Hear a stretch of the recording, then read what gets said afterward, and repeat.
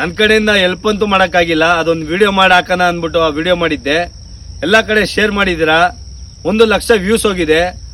ತುಂಬ thank you so much ನಮ್ಮ D boss ಅಭಿಮಾನಿಗಳಿಗೆ ಎಲ್ಲರಿಗೂ. ಹೆಂಗೆ ಹೇಳೋದು ಥ್ಯಾಂಕ್ಸ್ ಅಂತನೂ ಅರ್ಥ ಆಗ್ತಾ ಇಲ್ಲ ನನಗೆ. ಈ ಥರ ಸಪೋರ್ಟ್ ಮಾಡ್ತೀರಾ ಅಂತ ನಾನು ಅನ್ಕೊಂಡಿರ್ಲಿಲ್ಲ.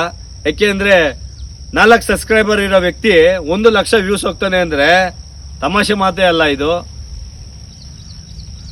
ದಯವಿಟ್ಟು ನಮ್ಮ ಡಿ ಬಾಸ್ ಅಭಿಮಾನಿಗಳಿಗೆ ಎಲ್ಲರಿಗೂ ಪ್ರೀತಿಯಿಂದ ಮಾತಾಡಿಸಿ, ರಿಕ್ವೆಸ್ಟ್ ಮಾಡ್ಕೊಳ್ಳಿ. ನಿಮ್ಗೇನಾದ್ರು ಕಷ್ಟ ಇತ್ತು ಅಂದರೆ, ಏನಾದ್ರು ಆಗಬೇಕು ಅಂತ ಇದ್ರೆ 100% ಅವ್ರು ಮಾಡೇ ಮಾಡ್ತಾರೆ.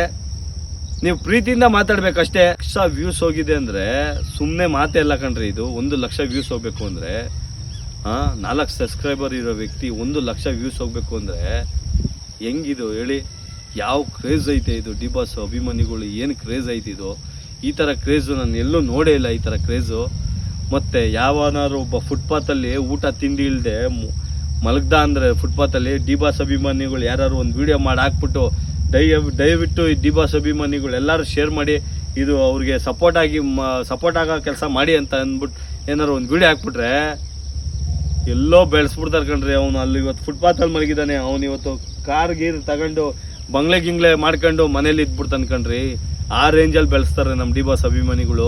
ನನಗಂತೂ ನಮ್ಮ ಡಿ ಬಾಸ್ ಅಭಿಮಾನಿಗಳ ಮೇಲೆ ತುಂಬ ಹೆಮ್ಮೆ ಇದೆ. ಯಾಕೆಂದರೆ ಈ ಥರ ನಮ್ಮ ಡಿ ಬಾಸ್ ಅಭಿಮಾನಿಗಳು ಯಾರನ್ನ ಯಾವ ಈ ರೀತಿಲಿ ಬೆಳೆಸ್ತಾರೆ ಅಂತ ಹೇಳೋಕ್ಕಾಗಲ್ಲ. ದಯವಿಟ್ಟು ನನಗೂ ಇದೇ ಥರ ಸಪೋರ್ಟ್ ಮಾಡಿ ಅಂತ ಹೇಳಿ ನಾನು ಕೇಳ್ಕೊಂತೀನಿ. ನಾನು ನಮ್ಮ ಡಿ ಬಾಸ್ ಅಭಿಮಾನಿಗಳಿಗೆ ನೋವು ಮಾಡೋ ಕೆಲಸ ಯಾವುದೂ ಮಾಡಲ್ಲ.